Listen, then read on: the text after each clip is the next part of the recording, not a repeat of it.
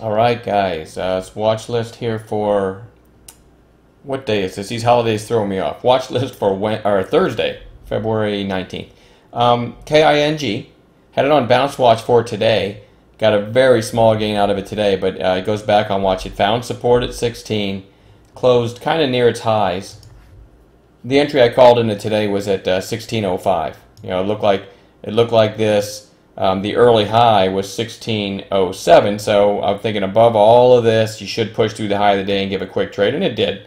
Only went to like 1620, but looking at the daily now, just the fact that this held 16 might be ready to head back up, so it goes back on long watch for tomorrow. KN, nice little bottoming tail here at support. Not that hard to see, but I'll throw a line real quick anyway. Recent support here. Came down, touched it, and that one, kind of like King, KING, might continue that bounce tomorrow. KING, of course, stronger because it gapped up the other day. But anyway, I like this down at support with that bottoming tail. It might continue. A lot of times I like to go to 15-minute candles, see what it looks like. Yeah, and you got to like it over there. It based or consolidated for a long time. So it might be ready to head higher again. Not in love with it, but it's worth having on a chart. SRPT gapped up yesterday and just kind of stayed near the top of yesterday's range. So I don't have any kind of trigger price for you, but it should be on watch. You know, it sold off and then just kept grinding higher. So, you know, over the 2-day high, 1485, it should be noted that generally if I have a trigger price like 1485, the 2-day high break, I won't take it if it occurs in the opening 5 minutes or so. I'm focused on gap plays at that time, and there's kind of a high failure rate for things that trigger on some sort of trigger price based on the daily chart that occur in the first 5 minutes. So I never mess with something that is kind of a mini breakout in the first 5 minutes. All right, that's when I give all my attention to gap plays.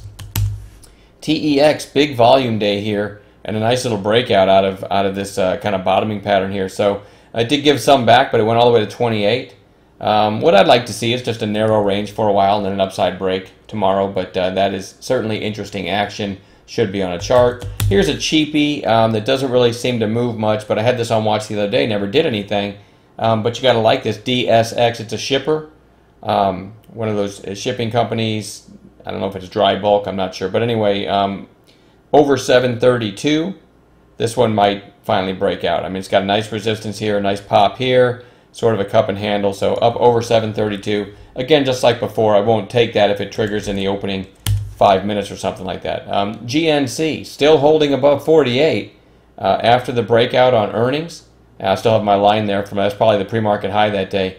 And it's really starting to head higher again. So like the 2-day high here, 49.15, and the high of the breakout day was 49.39. So up over 49.15, it might just push through these recent highs and give a nice secondary move.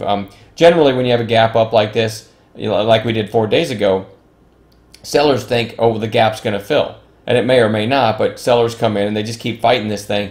And the more it grinds higher, the better chance for a nice move where these people shorting this are having to cover. Kind of like ANTH from today. Remember I said this one looks extended, but shorts keep failing on it, and look what happened today. We got a really nice trade in the chat room on that one. So there's an example of kind of why I'm watching GNC.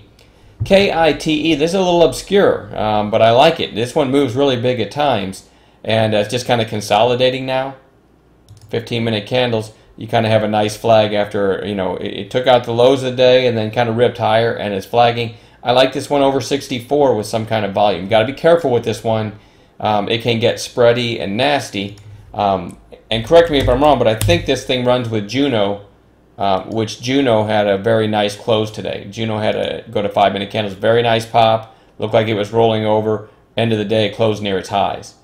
So unless I'm wrong, you can always shoot me an email. I'm pretty sure this one runs with Juno. When I say this one, I mean Kite.